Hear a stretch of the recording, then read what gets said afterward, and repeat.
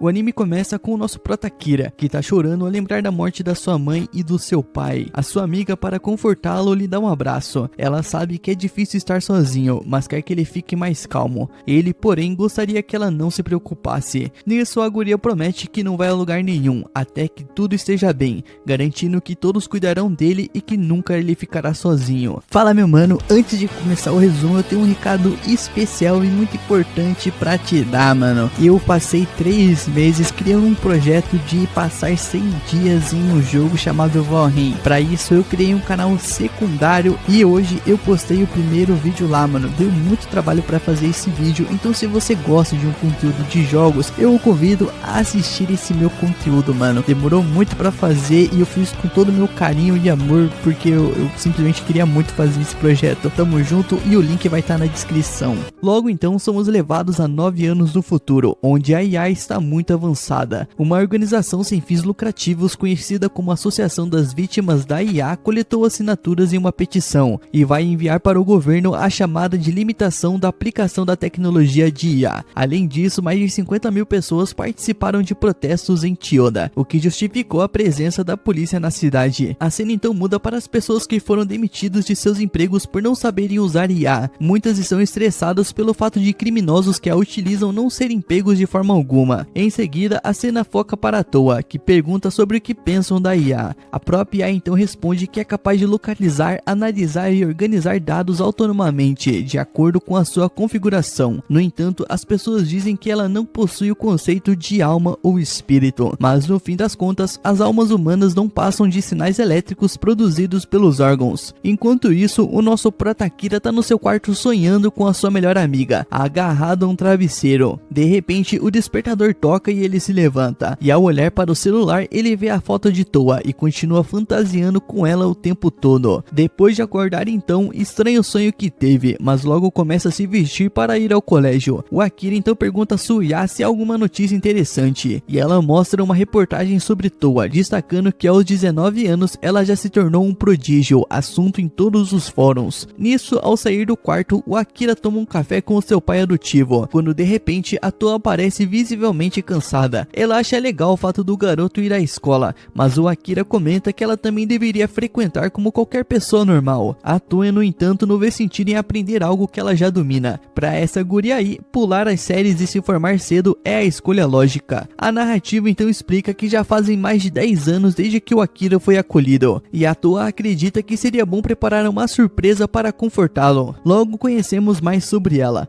um gênio mundialmente reconhecido como uma singularidade de uma mulher só. Com apenas 18 anos já possui vários doutorados, administra uma empresa e atua como consultora de pesquisas. Em quase todas as tecnologias atuais, a Toa teve um papel importante. O Akira, por sua vez, sabe que para ser digno dela, ele precisa deixar de ser apenas família e se tornar namorado, mas se pergunta como ele vai conseguir isso. Nisso, relembramos o passado do nosso prota. Aos 7 anos, ele perdeu os pais em um acidente. Como eles estavam afastados de suas famílias, o garoto ficou completamente sozinho. Foi então que o grande amigo do seu pai, Kazuya Omagi, o acolheu. Graças a Kazuya e a Toa, o Akira foi salvo e encontrou uma nova família. Mesmo assim, ele não quer ser visto para sempre como um irmãozinho. A cena então corta para a Toa, que está prestes a construir a maior ponte do mundo, graças à IA que desenvolveu. Após uma reunião, ela decide escolher um presente pro Akira, mas não sabe o que vai comprar. Ao ver as fotos dele, percebe o quanto o garoto amadureceu e desliga a IA para refletir. Nesse momento, o nosso prota aparece. Ele oferece o jantar e ela acha que a comida está deliciosa. Ao se sentarem, a Toa pergunta se ele gostaria de algo em especial, mas o Akira responde que dessa vez é a vez dele de cozinhar. Nisso, ele diz ter uma receita que está ansioso para testar. A Toa então gostaria de preparar algo para ele, mas o garoto não permite, deixando-a levemente decepcionada. Enquanto conversam no sofá, uma notícia ruim surge sobre a empreitada dos androides. Diversos países e grupos interessados pedem a interrupção do desenvolvimento. Na televisão, um padre afirma que não permitirá a criação de androides, os considerando uma ameaça intolerável. Para ele, androides equipados com IA altamente avançada, nos quais a mente e o corpo coexistem, são perigosamente semelhantes aos humanos. A Toa sente que algo estranho está acontecendo, e o seu pai já desconfiava de conspirações dos bastidores. Ela se pergunta o que pode fazer, ciente de que se conseguirem algo tão drástico, o seu trabalho será duramente afetado. afetado. Nisso, o pai alerta, dizendo que no pior dos casos, a sua pesquisa será engavetada. O Akira torce para que isso não aconteça. Para a Toa, os androides são invenções que trazem alegria a muitas pessoas, e ela não entende o motivo da rejeição. O seu pai então pede calma e promete contratar analistas e funcionários para investigar. O nosso prota sabe que nesse momento ele não pode ajudar diretamente, então no quarto ele pergunta a sua IA a probabilidade de cancelarem o projeto de Toa, e a resposta é 82%. O que levaria 5 anos para ser feito poderá ser concluído em 20. Logo, o pai de Toa aparece e pede que o Akira mantenha ela calma e seja o apoio em que ela possa confiar. O Akira então decide estudar todos os dias, mesmo sabendo que as suas chances são mínimas. O seu objetivo é manter o ânimo de Toa, tentando diferentes formas de incentivá-la. Mais tarde, o pai explica que as chances de reverter a situação são mínimas, pois as empresas rivais também votaram contra,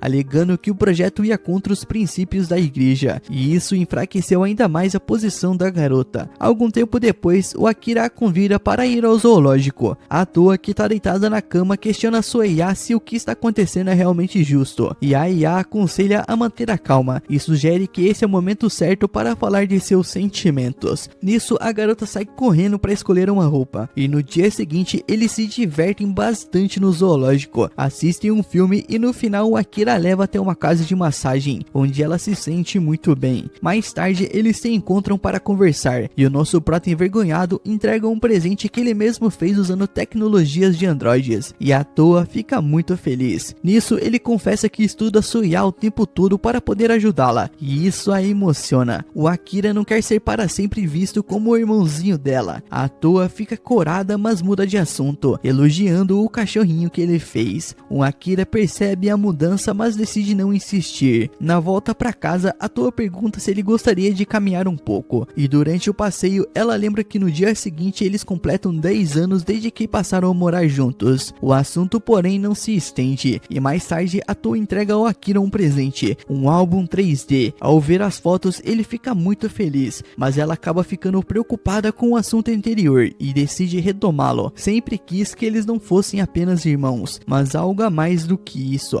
Durante esses 10 anos, Akira foi a pessoa que a fez seguir em frente. Todo esse tempo tentou se convencer de que ele era apenas o seu irmãozinho, mas cada vez que o observa, percebe o quanto ele se torna mais alto e másculo, e já não consegue vê-lo somente como irmão. Logo depois, o nosso prota se declara, dizendo que a ama e quer se casar com ela. A Toa, porém, pede calma, já que eles são muito jovens, e diz que o melhor é começarem como namorados. No dia seguinte, o Akira chega em casa sendo a pessoa mais feliz do mundo. O seu pai lhe dá os parabéns, mas ele sabe que agora o maior desafio começa. Nisso, anos se passam, até que Toa decide esclarecer tudo sobre os androides. Do lado de fora, diversas pessoas protestam contra eles, mas ela resolve realizar uma coletiva para responder às perguntas e preocupações de todos. O projeto LC é um plano para atualizar a humanidade, ao incorporar um dispositivo de IA dentro do corpo. Utilizando a tecnologia cibernética, cada pessoa poderia acessar a IA em tempo real, 24 horas por dia. Uma rede conectada estaria sempre disponível para oferecer apoio, mas tornar isso possível contam com a colaboração das maiores mentes de cada área. Ela admite que alguns ainda podem ter receio em relação aos procedimentos cibernéticos, mas garante que não há motivo para preocupação, prometendo dar mais detalhes sobre a segurança em instantes. De repente, um garoto surge no palco, apontando uma arma para Toa e acusando-a de ser uma traidora da humanidade, alguém que desafia a vontade de Deus repetidamente. Ele exige que ela peça perdão e morra. Nesse momento, o nosso prota se coloca à frente e consegue impedir que ela seja baleada. Mesmo caído, o agressor atira 2 vezes contra Toa, mas os disparos acabam atingindo o Akira no chão. Ele pede desculpas por tudo o que aconteceu. Ao desmaiar, ele desperta como veio ao mundo, e ao olhar ao redor, percebe que o mundo está em ruínas.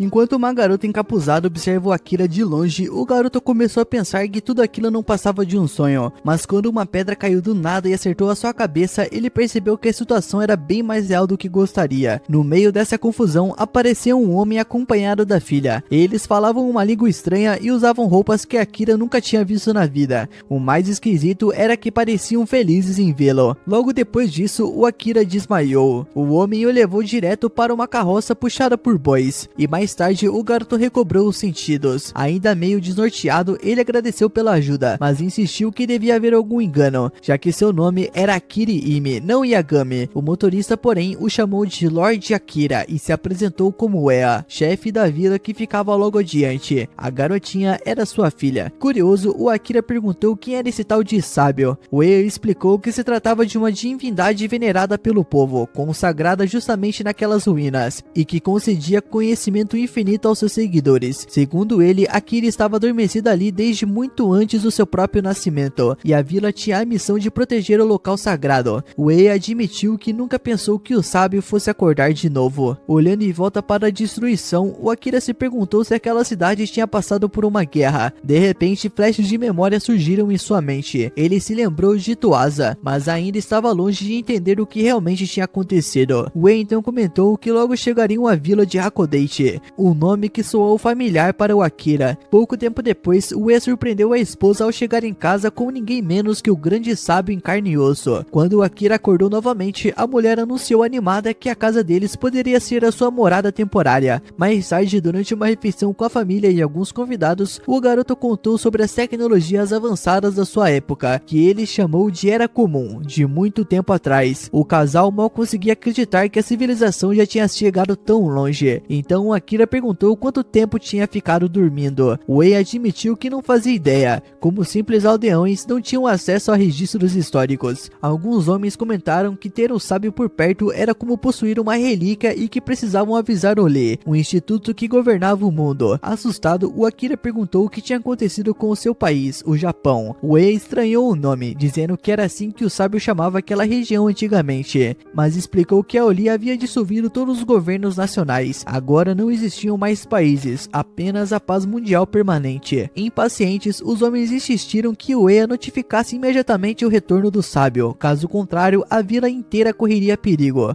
Se falhassem, a Oli faria deles um exemplo. Irritada, a esposa de Ea interveio, dizendo que Akira tinha acabado de despertar e ainda nem entendia a situação. Eles podiam pelo menos dar um tempo para o garoto se situar antes de avisar a Oli. Naquela noite, Akira ficou com a cama de Idai, que foi dormir no chão. Mesmo cansado, ele não conseguia fechar os olhos. A lembrança da refeição deliciosa ainda lhe vinha à mente, mas o sono não chegava. Inquieto, ele saiu para a varanda do segundo andar e ficou encarando o céu estrelado, supondo que fosse o verão. Ele observou as pequenas vilas espalhadas pelos horizontes, mas mesmo com a vista ampla, ainda sentia que tudo era um sonho prestes a acabar. Enquanto isso, a garota encapuzada continuava vigiando de longe. Ela viu um homem sair à noite e partir a cavalo. Ao amanhecer, o Akira lavou o rosto na água do poço, decidido a encarar a realidade. Resolveu então pedir ajuda a Idai quando a viu se aproximando. Na cena seguinte, os dois aparecem no mercado da vila, onde a família da garota costuma fazer compras. Observando os costumes locais, o Akira pensou que aquela sociedade lembrava algo como o século XVIII do seu mundo, já que até usavam uma moeda com o valor garantido por uma autoridade. Perguntou então à baixinha se havia alguma biblioteca por perto, porque precisava aprender mais sobre aquela civilização. Quando seguiam para lá, a misteriosa garota encapuzada comprava acessórios em uma barraca, sempre mantendo o rosto oculto. Ao chegar, o Akira percebeu que nenhum dos livros continha informações relevantes, principalmente sobre a Oli, o que fez ele pensar que certos conteúdos eram censurados. Então perguntou se havia alguma forma de encontrar os líderes da instituição. Ao ouvir isso, Idai explodiu de raiva, saiu correndo da escola e começou a xingar aqueles que odiava tanto, dizendo que eram arrogantes e só resolviam as coisas na base da violência. Mesmo assim, explicou que eles não estavam na vila. Mais adiante, o Akira se deparou com uma celebração que parecia um casamento, mas só tinha mulheres presentes. Idai não sabia o que era um casamento, então explicou que aquilo era um ALC, quando as pessoas que se amam fazem um voto e viram seladores. Confuso, o Akira perguntou se aquilo era casamento entre mulheres, mas a garota não fazia ideia do que ele queria dizer. Para ela, a ALC não tinha nada a ver com ser homem ou mulher, podia ser qualquer combinação, homem e mulher, duas mulheres, dois homens, quatro pessoas e por aí vai. Akira comentou que lembrava bastante o casamento do seu mundo, onde duas pessoas fazem um voto e passam a vida juntas. Idai achou engraçado que ele falasse apenas de duas pessoas, já que na ELC podiam ser várias, mas também explicou que não podia ser gente demais, senão a Oli aparecia para acabar com a festa. Cansado da intromissão da Oli em tudo, o Akira concluiu que o ALC era basicamente uma promessa de convivência em grupo. A garotinha confirmou, explicando que em sua casa o ALC tinha sido feito por seu pai, Papa Vashi, e a sua mãe, um grupo de 3. Logo depois puxou o amigo para outro lugar. Na cena seguinte, flashbacks. Ano de 2038. Akira conversava com a Toasa sobre o projeto ALC, que prometia dar um upgrade nos humanos, mas Toasa ainda não tinha conseguido investidores para o plano, e foi nesse dia que Akira deu um passo importante em sua relação com Toasa. Apresentou a ela um anel de aniversário. Ela pediu apenas que ele parasse de chamá-la de irmã mais velha. De volta ao presente e sentada com o Idai no mercado, o Akira não conseguia parar de pensar no choque cultural do ALC e em como era diferente do casamento que conhecia. Só parou de viajar quando cumprimentou Taberna, que chegou carregando o bebê. Ela pediu ajuda, levando-o até um veículo que tinha quebrado no terremoto. Akira percebeu que a válvula de admissão estava torta, e para surpresa de geral, ele conseguiu consertar o carro e fazê-lo funcionar de novo. Mas a alegria do povo, no entanto, acabou rapidamente com a chegada dos emissários Kanéis. Envergonhado, o parceiro de Uea delatou que o sábio estava ali, apontando direto para o Akira. Um dos brutamontes de mais de 2 metros se aproximou, avaliando o garoto de cima a baixo. Quando perguntou quem era, ele se apresentou como Percursos Kanéis, emissário geral do Distrito Norte H427, mas que podiam chamá-lo de todo-poderoso comissário Canis. Agarrando o Akira, disse que ele não passava de uma relíquia arqueológica desenterrada de forma imprópria. Então apertou a cabeça do moleque com a mão. Uea tentou interceder, mas Canis não quis saber e, usando uma arma presa ao punho, atirou na perna de Uea e ordenou que seus guardas prendessem o pai e a filha para testemunhar. Mesmo explicando que pretendia relatar tudo quando as coisas se acalmassem, Uea não o convenceu. O comissário sacou a sua lâmina elétrica e aplicou um choque brutal no ferimento aberto, fazendo o Akira estremecer com a dor alheia. A risada demoníaca do homem ecoou como um presságio sombrio. Depois de dominar a situação, Kani jogou Akira, Uea e Idai numa cela acoplada a um trem, como se fosse um vagão. O garoto se sentia culpado por tudo, enquanto Uea, mesmo ferido, tentou tranquilizá-lo. Ao chegar ao destino, o comissário ordenou que levassem os 2 aldeões e deixassem apenas a relíquia, já que logo daria fim a eles. Para completar, mandou os soldados de volta à Vila Hakodate, para eliminar todos os camponeses que soubessem da existência do sábio. Quando apontou a arma para a cabeça de Idai, a garota encapuzada surgiu, destruindo a cela de Akira com uma espada feita de pura matéria luminosa, parecendo um sabre de luz. Com velocidade impressionante, derrubou Canis e o chutou para longe como se fosse uma bola. Furioso, o homem mandou seus soldados atirarem, mas a guerreira ativou um escudo que rebateu as balas de volta, matando todos. Em seguida, eliminou cada inimigo ao redor com cortes letais. Tentando fugir, Canis se perguntou quem diabos era aquela mulher. Ela desprezou a covardia do oficial, que jogava seus homens para morrerem em seu lugar. Nesse instante, um soldado tentou atingi-la, mas Akira arremessou um pedaço de ferro e o impediu. O comissário então agarrou uma metralhadora pesada do trem e abriu fogo contra ela, certo de que ninguém poderia escapar de um calibre daqueles. Mas a misteriosa figura mostrou estar em outro nível. Revelou uma arma escondida em seu corpo e disparou contra ele, desintegrando Canis de forma brutal. O tiro foi tão poderoso que atingiu uma montanha ao fundo que explodiu com tudo. Com a ameaça eliminada, a heroína revelou ser uma androide chamada Yugir, mas ao ver o seu rosto, o Akira jurou que estava diante de Toasa. Para deixar tudo ainda mais estranho, Yugir declarou que os dois deveriam se casar. Naquele momento, o nosso prota pergunta se ela é a Toasa, mas a garota nega e se apresenta como Yuguri. Ela ainda solta, sem rodeios, que os dois deveriam se casar e compartilhar um pouco de intimidade, deixando ele completamente sem chão. O Akira tenta disfarçar, dizendo que aquilo foi rápido demais, mas Yaguri mostra logo uma gravação em que o nosso prota prometia fazer tudo o que ela pedisse, e o encara com um sorriso confiante, porque sabia exatamente o que estava fazendo. Logo depois, ela mostra o anel, e o Akira fica chocado ao perceber que é o mesmo que havia dado a Toasa. Era estranho, mas tudo indicava que ela o conhecia. A Yaguri, porém, responde friamente que essa informação é confidencial, o que deixa ainda mais intrigado, principalmente porque até os gestos dela lembravam a Toasa. Enquanto isso, Eri, com lágrimas nos olhos, aponta para o pai, e o Akira diz que por enquanto o mais importante é cuidar do ferimento dela. Algumas horas depois, todos voltam para a aldeia. O informante, claramente arrependido, pede desculpas, assumindo totalmente a culpa. O Akira, compreensivo, diz que entende as suas razões, afinal ele só queria salvar a aldeia, e garante que não o culpará por nada. Explica também que o inimigo estava atrás dele e que seria melhor partir para não atrair mais problemas para o grupo. Logo depois, ele se despede de todos, dizendo que espera reencontrá-los um dia para conversar sobre como o mundo era antes. Quando Akira pergunta se a Yaguri pretende seguir segui-lo o tempo todo, ela responde que ele ainda não respondeu seu pedido de casamento. Ele tenta argumentar que não pode se casar com alguém que mal conhece, mas ela apenas sorri e diz que então ele deveria começar a conhecê-la. O Akira concorda, mas a alerta para não fazer nada muito fora da linha e decide ir até o local onde ela havia despertado para investigar. Sabendo que ela é uma androide, ele pede para que ela revele o que sabe, mas Yaguri se recusa, dizendo que essas informações são sigilosas e que se ele quiser acesso a elas, ele vai ter que se casar com ela. Pouco tempo depois, eles chegam a um laboratório abandonado. O Akira logo se arrepende de ter ido à noite, já que mal dava para ver alguma coisa. De repente, Yaguri o empurra para um canto, tampa sua boca e pede de silêncio. Ela ativa um modo de camuflagem, porque outro androide aparece destruindo parte do lugar. Nesse momento, ela reconhece Jakubo, que também surge ali e começa a vasculhar o ambiente com sensores de presença. O Akira fica surpreso ao perceber que os dois androides têm o mesmo rosto da Yaguri. De repente, um deles acerta um golpe nos escombros onde a Iri estava escondida, assustando o Akira, enquanto Yaguri pede para que ele não se mova. Os androides questionam o que ela está fazendo ali e se sabe algo sobre a morte do comissário. Ela diz que sabe, mas não pode revelar quem foi, porque essa pessoa salvou a sua vida. Também afirma não saber onde ela está agora. Percebendo que ela fala a verdade, as duas androides se irritam por não conseguirem o que queriam e vão embora. Logo depois, o Akira se aproxima de Iri e pergunta a ela o que ela fazia ali. A garota explica que veio entregar um relógio que encontrou naquele lugar. Ao abri-lo, o Akira descobre uma mensagem de despedida de Toasa, agradecendo por tudo e dizendo que ele sempre seria o amor da vida dela, mas que havia cometido muitos erros e seria melhor que ele nunca mais a procurasse. A gravação termina de forma triste e o nosso prota sente o coração apertar. Ele comenta impressionado que aquela mensagem tinha sido deixada há 200 anos atrás, o que significava que a Toasa provavelmente já havia morrido de velhice. Mesmo assim, ele não perde a esperança e decide procurá-la, começando por Tóquio, onde os dois moravam. A Yaguri, empolgada, diz que vai acompanhá-lo na saúde e na doença, fazendo Akira suspirar e dizer que não planejava se casar tão cedo. Ainda assim, ele sente que pode confiar nela e decide seguir viagem. Naquela noite, ele pergunta quem eram aquelas garotas que apareceram no laboratório. Yaguri explica que eram capitãs das Brigadas Especiais de Oel, uma organização que controla toda a tecnologia e está atrás dela, mas que não pode revelar mais nada. Curioso, o Akira pergunta por que ela quer tanto se casar com ele, já que ele havia sido noivo de outra, mas Yaguri responde com naturalidade que ele não é casado, então portanto ela tinha chance de fazê-lo amá-la ainda mais do que amou a Toasa. Com um olhar determinado, ela se aproxima, o abraça e diz que pode fazê-lo feliz. Afinal, mesmo sendo um androide, foi projetada para atender qualquer necessidade humana. Hoje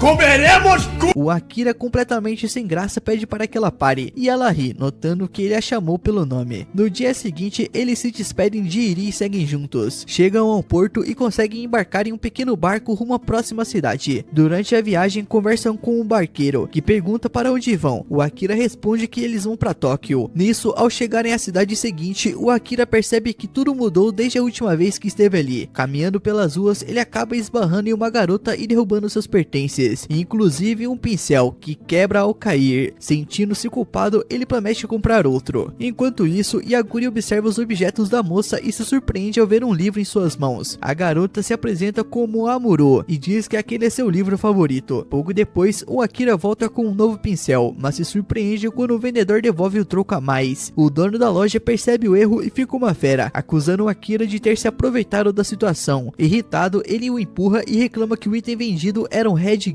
e em péssimo estado. A Yaguri age rápido e puxa o Akira dali antes que a confusão piore. Curioso, ele pergunta o que significa headgear, e ela explica que são humanos que perderam seus direitos, pessoas que a organização de Oel transforma em trabalhadores controlados por chips, geralmente criminosos ou endividados, em troca de abrigo e comida. O Akira fica em choque. Yaguri comenta que ele tem um coração muito bondoso, mas que deve evitar se meter em qualquer coisa relacionada a Oel. Mesmo assim, ele entrega um novo pincel a Amuro, que agradece e pergunta para onde eles estão indo. O Akira responde que pretende chegar ao Monte Horaze. A garota se espanta e avisa que há vários postos de controle da Oel no caminho, mas oferece ajuda, dizendo que conhece uma rota alternativa onde não seriam interceptados. Assim, o grupo segue por trilhas estreitas, enquanto Amuro desenha no caderno, algo que impressiona o Akira, já que ela consegue fazer isso mesmo andando. Durante a caminhada, a Yaguri percebe algo estranho nas costas da garota, um código gravado na pele. Horas depois, depois eles param para comer, e o Akira agradece a refeição, elogiando a precisão de Ayaguri na caça. Ele então pergunta como ela consegue energia, e ela mostra um núcleo brilhante no peito, que fornece energia constante, dispensando a necessidade de se alimentar. Mesmo assim, ela confessa que gosta de comer só pelo prazer. O Akira então se aproxima curioso. Ela o encara com seriedade e avisa que ele deve ser responsável por tudo o que toca, o que deixa ele todo sem jeito. Ele tenta disfarçar o constrangimento e muda de assunto, puxando conversa com Amuro sobre o livro que ela carregava, já sabendo que era proibido. Promete que não vai tirá-lo dela, ele só quer dar uma olhada. A garota então mostra o livro explicando que era de seus pais, que eram ilustradores. Ela sonha em desenhar para manter o legado deles vivo, e também o de seu primo, que acreditava que ela conseguiria. As palavras de Akira a emocionam profundamente, mostrando o quanto isso significa para ela. No dia seguinte, eles chegam a uma cidade. O Akira fica tenso com os guardas da UEL, mas Yaguri diz que não conhece os rostos deles, então seria tranquilo passar despercebido. Para a surpresa do Akira, tudo realmente ocorre melhor do que ele imaginava. A Yaguri então comenta que vive daquela forma há mais de 150 anos. Mesmo com um pouco de fome, eles acabam indo para as barracas de comida, e o Akira se espanta ao ver como Yaguri devora tudo que vê pela frente. Mesmo assim, ele comenta que não gosta de ver como as pessoas precisam ciscar para conseguir alguma coisa. Yaguri retruca que ele precisa se acostumar, porque a justiça muda com o tempo. Enquanto ele se levanta para comprar mais comida, alguns guardas aparecem e o cercam, apontando as suas armas. Eles avisam a Yaguri de que se ela se mover, o humano vai pagar caro. Submetem o Akira até que um homem estranho se aproxima e se apresenta como Marlon. Ele afirma saber tudo sobre o garoto do passado e sobre o androide, ambos com o mesmo rosto de Joe e Yumi, e ordena para que eles se rendam. Nesse momento, Amuro corre até Marlon, que a elogia pelo bom trabalho, dizendo que ela tinha conseguido enganar o Akira completamente. A garota congela de arrependimento. Marlon promete devolver os livros dos pais de Amuro, falando com ela como se estivesse cumprindo um acordo, mas com um sorriso cruel revela que os livros proibidos haviam sido queimados há muito tempo. Ele diz que mentir era necessário, e logo a empurra ao chão, ordenando aos guardas que lhe deem o mesmo castigo que deram aos seus pais. Quanto a Yaguri, ela seria levada, o que garantiria a ele uma boa promoção. Amuro, tomada pela raiva, ataca Marlon com um golpe certeiro, conseguindo distraído. Yaguri aproveita a chance para pegar o Akira e em segundos já estão longe dali. Marlon, furioso por ter perdido o alvo, desconta chutando Amuro, e a culpa por ter estragado tudo. No entanto, percebe que ela ainda carregava o livro, que segundos depois é arrancado de suas mãos e queimado diante de seus olhos. Amuro chora desesperada, gritando para que parem, mas é em vão. Enquanto isso, o Akira insiste que eles devem voltar para ajudar a garota, mas a Yaguri se recusa, lembrando que ela os traiu e zombou deles. O Akira diz que Amuro foi manipulada e que não podem deixá-la sozinha, afinal ele mesmo a encorajou a seguir o seu sonho, sem imaginar as consequências. Yaguri fria diz que tem princípios que não pode quebrar, e então provoca. Pergunta se ele se casaria com ela caso ela salvasse Amuro. O Akira se irrita e responde que ela é, no fim das contas, apenas um androide, deixando Yaguri chocada com suas palavras. Fala, meu mano, antes de começar o resumo, eu tenho um recado especial e muito importante pra te dar, mano. Eu passei 3 meses criando um projeto de passar 100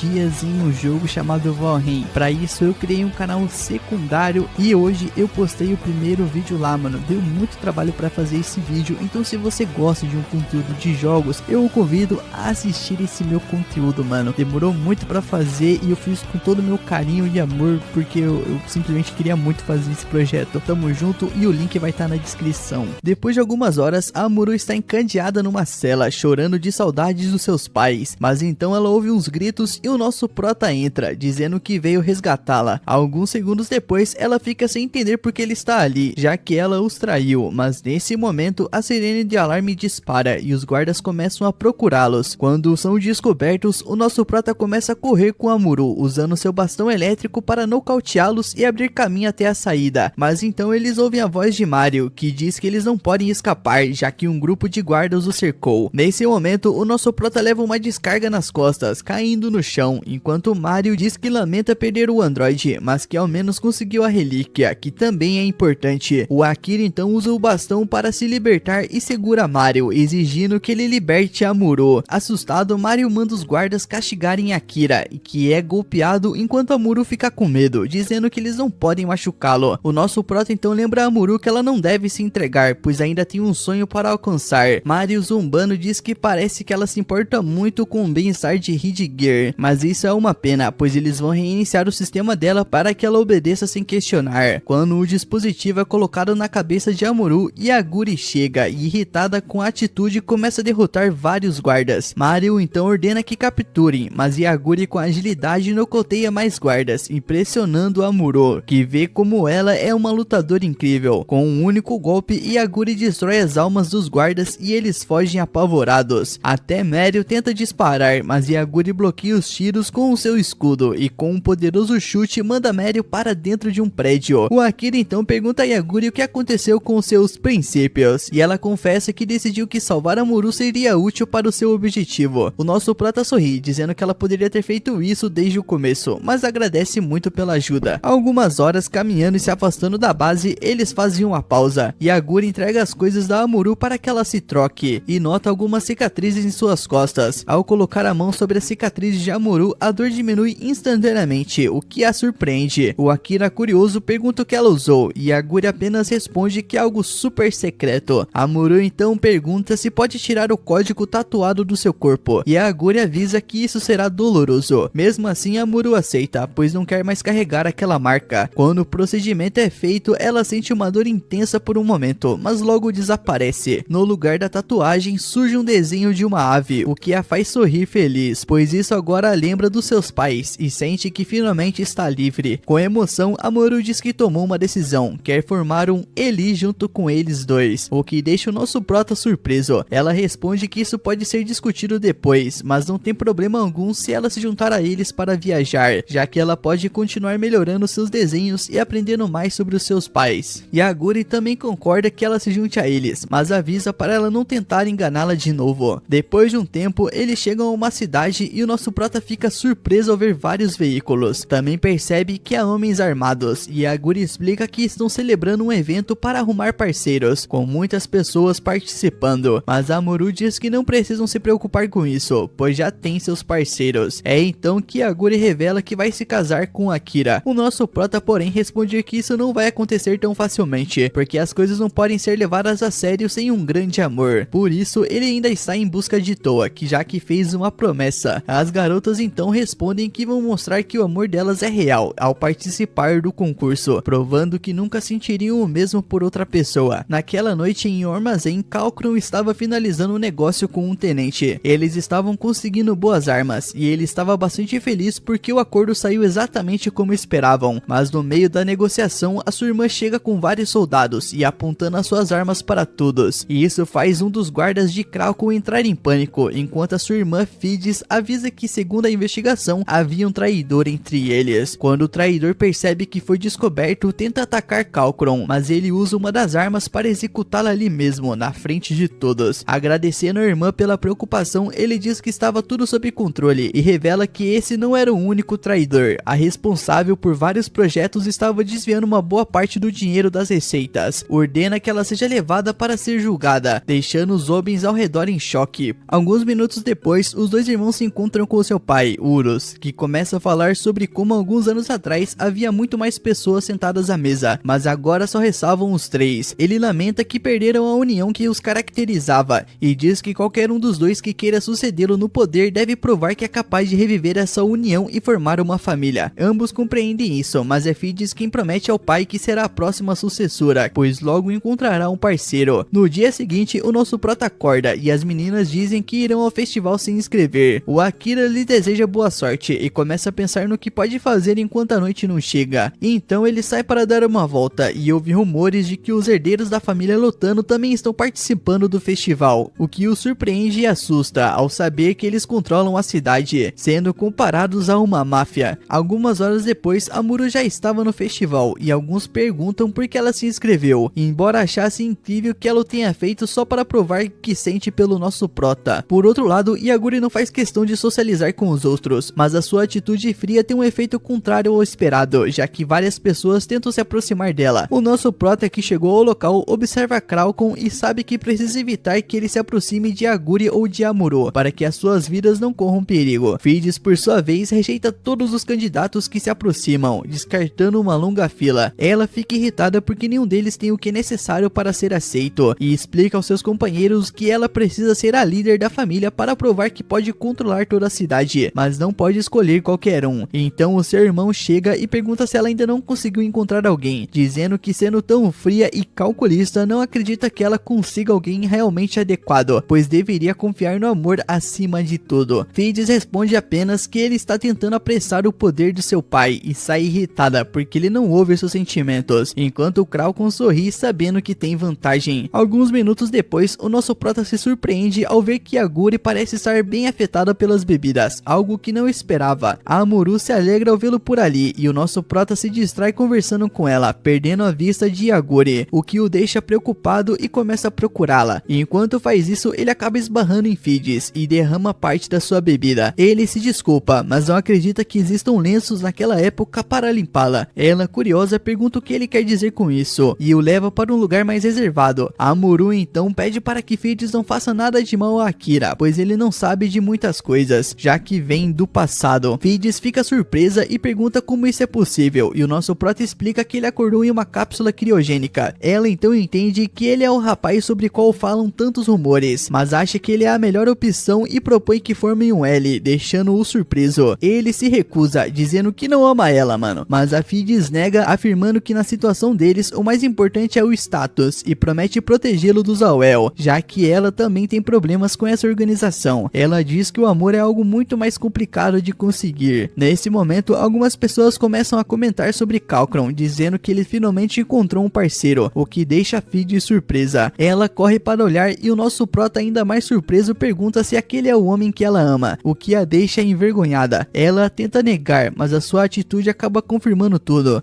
e ela confessa que isso é proibido, já que seu pai jamais aceitaria que ambos os irmãos iniciassem um Eli, o que deixa o nosso prota ainda mais perplexo. O que o mais o surpreende naquele momento, no entanto, é ver Kraukon, que naquele momento se ajoelha diante de Yaguri, pedindo que ela aceite formar um Eli com ele. Depois do evento, já no quarto da pousada, Amaru perguntou se Yoongi iria mesmo aceitar o convite do cara, já que ela tinha dito que queria casar com Akira. A androide então explicou que casamento era uma relação social, romântica e financeira entre um homem e uma mulher. Amaru achou isso meio complicado, tipo ter sentimento só por uma pessoa, e ainda perguntou o que acontece se você começar a gostar de outra. Yoongi garantiu que só tinha olhos pro Akira. O problema é que aparentemente ele também só tinha olhos para outra mulher, e que não era ela. E no dia seguinte, Lantano descobriu que o filho tinha arranjado uma parceira para fazer parte do ALC, então já esperava que ele fizesse um filho o quanto antes para garantir o futuro da família. Enquanto isso, Fides desabafava com Kenshin, o cavalo, dizendo que a cidade toda estava fofocando sobre o relacionamento do irmão, como se o casamento dele já tivesse sido decidido, o que não era verdade. Nesse momento, o braço direito do chefão apareceu para perguntar sobre o dia anterior, e o chefe garantiu que já tinha arrumado seu próprio par. Falando nisso, Yoongi contou pros companheiros que tinham um encontro marcado com Kalkran. Obviamente, Akira e Amaru acharam a pior ideia do mundo, mas a androide preferiu aceitar, só para entender na prática o que esse tipo de envolvimento significava. Pois bem, o Kalkran apareceu na porta da pousada com um buquê enorme para comemorar a ocasião. Olhando as margaritas, a Yoongi perguntou se aquilo simbolizava amor verdadeiro, e Kalkran respondeu que não esperava nada menos de uma androide. Akira e Amaru ficaram em pânico quando perceberam que o mafioso sabia que ela era um robô, então o garoto quis saber o que ele realmente pretendia com tudo aquilo. O Kalkran ia responder, mas parou no meio da frase quando viu alguém conhecido. A Fides apareceu na pousada para buscar o amado. O Akira perguntou para onde eles iam, e ela respondeu que era um encontro, claro, afinal eram parceiros de ALC. Ao ouvir isso, a Yoongi e a Amaru correram até o cara para pedir explicações. O Kalkran, por outro lado, sugeriu que todos saíssem juntos, assim poderiam espiar os seus inimigos de perto. Quando o mafioso mostrou o carro, o Akira e os outros ficaram de queixo caído. Ele explicou que tinha uma certa influência interna, por isso todo tipo de suprimento e informação vinha direto de Tóquio com aquele veículo. Ao ouvir o nome, o Akira logo quis saber tudo sobre Tóquio, mas Kalkran não ia dar informação de graça. Disse, no entanto, que poderia soltar alguma coisa se a viagem fosse divertida. Sem ter opção então, o nosso prota entrou no carro, e o Kalkran anunciou o começo do encontro duplo. No primeiro destino, Amaru saiu correndo toda animada, enquanto o homem de terno observava os casais de longe. O Akira perguntou onde estavam e a Phidias explicou que era um distrito comercial. Os olhos de Yoongir se prenderam num colar de uma barraca e o parceiro comentou que havia uma variedade enorme de pedras preciosas por ali e que aquela combinava perfeitamente com ela, então queria dar de presente. Quando Kalkran percebeu o olhar atravessado de Akira, sorriu de uma forma debochada. Já Phidias, impaciente com o comportamento do garoto, jogou 3 caixas de compra no colo dele e avisou que ainda tinham mais paradas ali pela frente. Andando à frente, Amaru comentou que o Akira não devia ter aceitado esse encontro, mas o Akira lembrou que aquele membro da família Lotano provavelmente tinha informações valiosas. Além disso, ele não podia deixar Yoongir sozinha com esse cara. Do outro lado, a Yoongir puxou Kalkran de lado para reclamar que esse encontro duplo tinha sido uma péssima ideia. O cara achou que ela só queria deixar o suposto noivo com os ciúmes, embora nem soubesse que a irmã tinha convidado o Akira pro ALC. Aliás, Yoongir deixou claro que a Phidias agora era sua inimiga número 1, mas o Kalkran disse que apesar de tudo, parecia que o plano estava funcionando. Yoongir até concordou, afinal tinha sido exatamente o que ele dissera na noite anterior. Depois do festival, enquanto bebia vinho até tarde, a androide não conseguiu conter as emoções, se é que dava pra chamar assim. Quando Kalkran tropeçou nela e perguntou se estava tudo bem, ela se levantou furiosa e gritou se parecia que ela estava bem. O que veio depois foi um show de desabafo, e no meio disso ela acabou revelando que era uma androide, achando que esse era o motivo do homem que amava não retribuir os seus sentimentos. O Kalkran ficou chocado por ver um robô no lugar daqueles, e ainda mais por ela usar palavras como amor verdadeiro com tanta emoção. Por isso ficou curioso para entender melhor aquela história. Desde então achou que talvez Yoongir e Akira precisassem dar uma apimentada na relação para ver se as coisas andavam. Yoongir quis saber o que ele queria com aquela proposta de ALC falso, e ele confessou que só queria ver até onde iria uma relação entre humano e androide, coisa que para ele era impossível. Mas se ela conseguisse provar o contrário, ele queria ver com os próprios olhos um casal de tolos tentando viver no tal amor verdadeiro. No meio disso, vendo a Amaru encantada com uma caixa de tintas, o Akira bancou o bonzinho e comprou pra ela, o que deixou a garota super feliz. Já a sua parceira de encontro ficou se perguntando se não ia ganhar nada, e ao virar a esquina e ver o Akira dando uma flor para Phidias, a Yoongir tratou de mostrar a sua insatisfação bem de perto. Tentando levar um encontro mais a sério, o Akira sugeriu ir a uma biblioteca, fingindo que queria dar um ar mais culto ao passeio, mas na verdade querendo aprender mais sobre aquele mundo. Sem perder tempo, o Akira achou o código de leis da cidade e se interessou pelo conteúdo, mas Phidias avisou logo que aquelas leis eram inúteis. Se dissessem que o céu era verde, então ele nunca teria sido azul. Ao saírem da biblioteca, Amaru correu na frente de novo, obrigando todos a irem atrás para não perderem a garota. No meio da confusão, enquanto procurava Fujona sozinha, a Phidias se perguntou como tinha passado de chefe da máfia pra babá. Fazendo uma pausa, aquela brincadeira de esconde-esconde fez a Phidias lembrar dos tempos em que jogava assim com o irmão quando eram crianças. Naquela época, o Kalkran era um chorão, enquanto ela já era bem mais madura, prometendo protegê-lo quando se tornasse chefe da família. Por coincidência, quando voltou à realidade, deu de cara com o irmão, que curiosamente também lembrava das brincadeiras de infância. A verdade é que pouco tempo depois dessa fase, eles pararam de se falar. O Akira, que procurava Amaru por perto, acabou vendo os dois discutindo na esquina. Lembrando dos velhos tempos de esconde-esconde, o Kalkran comentou que a irmã sempre foi boa nesse jogo, e no momento nostálgico a enrolou no lençol como faziam anos atrás. O clima ficou meio quente e emocional demais, então a Phidias virou as costas e foi embora antes que a coisa fugisse do controle. A partir dali ficou mais claro do que água pro Akira que havia algo entre os dois. Falando nisso, quando ele viu que a Yoongir estava com um colar novo, ele não conseguiu esconder a cara de poucos amigos. Franziu a testa e perguntou o que aquele acessório significava. Essa reação foi a melhor coisa na vida da androide, já que agora podia esfregar na cara dele que estava com ciúmes. O Akira retrucou que mesmo que estivesse, a Yoongir nunca entenderia o que é amor. E irritada, ela lembrou que só tinha aceitado aquele encontro horrível para tentar aprender o que esse sentimento realmente significava. Mais tarde, os casais voltaram pro carro para continuar o passeio, mas um dos pneus furou. Enquanto o Akira trocava o pneu, o Kalkran ficou intrigado com o fato dele saber fazer aquilo. Na família Lantano, um herdeiro só precisa aprender uma coisa desde o nascimento: dedicar a vida à família, e isso inclui o tal do ALC. O Akira então aproveitou para perguntar se o mafioso gostava mesmo de Yoongir, e ele respondeu que achava ela bem interessante. O Kalkran quis saber o motivo da pergunta, imaginando que o moleque podia ter algum interesse na androide, mas o nosso prota revidou perguntando sobre Lantano e Phidias. Enquanto isso, deixou cair uma porca e se abaixou para pegar. O Kalkran então perguntou o que ele achava da Phidias, dizendo que abençoaria qualquer um que se tornasse parceiro dela. Nesse instante, ele deu um leve chute no macaco que segurava o carro, fazendo Akira sair debaixo do veículo num pulo de puro desespero. O Kalkran então completou dizendo que por outro lado mataria qualquer um que partisse o coração da irmã. Enquanto isso, as três mulheres resolveram dar uma volta. A cada passo, a Youngir mostrava sua frustração por ainda não ter encontrado tal amor verdadeiro, enquanto Fidges, fria como sempre, dizia que não acreditava nessas bobagens. De repente, um container quase caiu em cima de um trabalhador no porto, mas Youngir correu e o impediu com uma velocidade e força impossíveis para o humano. Ao ouvir isso, a Fidges teve certeza, aquela mulher era uma androide, e sabendo que androides não podem ter filhos, ficou se perguntando o que Kalkran queria com ela. Quando nosso Prota e o Kalkran chegaram correndo por causa do barulho, a Fidges fugiu sem pensar, tomada por sentimentos que nem sabia como expressar sobre o irmão. Ela lembrou de quando eram pequenos, quando tentou bancar a certinha, mas o irmão perdeu a paciência e jogou na cara dela que já tinha visto morrendo de medo de várias coisas, e até dizendo que não queria ser a chefe da família. Foi aí que ele prometeu que se tornaria chefe no lugar dela para mudar o destino de Latano e fazê-la parar de chorar. Quando Akira a alcançou, a Fidges confessou que o Kalkran seria o chefe melhor do que ela, porque apesar das aparências, ele era um cara carismático, inteligente e de bom coração. Na infância deles, uma criança que não tem perfil de líder é jogada pros lobos, e a rivalidade entre irmãos sempre foi a regra. Mesmo assim, o Kalkran sempre deu um jeito de proteger todos, arranjando empregos pros irmãos e ajudando quando podia. Ainda assim, a Fidges acreditava que devia ser ela no comando, já que liderar os Latano era uma carga pesada demais para um garoto tão doce quanto o irmão. Enquanto isso, depois de ver a Youngir salvando o trabalhador, um dos agentes de Latano avisou o chefe da família que o androide Joel tinha sido visto em ação e que o filho dele tinha comprado equipamentos dessa organização recentemente. Latano achou que Kalkran estava metido nisso e decidiu resolver pessoalmente. Mais tarde, Kalkran fechou o restaurante da família para terminar a noite com os outros. Aproveitando o momento, o mafioso perguntou se Youngir queria mesmo formar um ALC com ele. O Akira e a Mamoru ficaram tensos, e quando Fidges ia falar, a própria Youngir admitiu que tinha sido um erro tentar validar o amor dela num encontro tão esquisito, e que precisava encontrar o amor verdadeiro do próprio jeito. O Akira aproveitou para pedir que Fidges e Kalkran também fossem sinceros sobre o que sentiam, mas o momento foi interrompido quando Latano apareceu com dezenas de homens armados. O patriarca viu os filhos juntos e confirmou suas suspeitas. Os dois sempre tiveram uma certa química, acusou-os de planejarem ficar juntos, não terem filhos e matá-lo para assumir o poder. Além disso, Latano acusou o Kalkran de ter comprado um androide no mercado negro de Joel e escondido isso dele. Percebendo que a situação ia azedar, o nosso prota olhou para a única pessoa que podia salvar o grupo, mas Youngir já estava praticamente namorando uma garrafa. O Kalkran tentou explicar que as armas tinham sido compradas só por precaução e que a androide se envolveu porque achou que o irmão ia declarar guerra contra ele. Fidges ficou aliviada, mas Latano decidiu encerrar tudo de uma vez. Jogou um revólver para a filha e mandou ela matar o irmão para finalmente assumir a chefia. O Kalkran disse para ela fazer isso logo, senão os dois morreriam. Tensa, a Fidges segurava a arma com força, até que o Akira se levantou e pediu para ela não fazer aquilo. No meio da confusão, o Kalkran pegou o revólver das mãos do irmão e atirou no pai, mas acabou acertando um capanga que estava na frente. Latano então deu a ordem para matarem todos, menos a androide, já que ela estava bêbada. Cansada daquele barulho todo, a Youngir lançou um processo de desintoxicação para eliminar o álcool do sistema. Segundo ela, a Terra Boss tem o direito de se soltar de vez em quando, mas como Latano e seus homens resolveram estragar o momento, agora iam pagar caro por isso. De repente, o Akira percebeu um Zapper escondido no canto, pronto para atirar na androide. Ele se jogou na frente dela e acabou levando um tiro nas costas.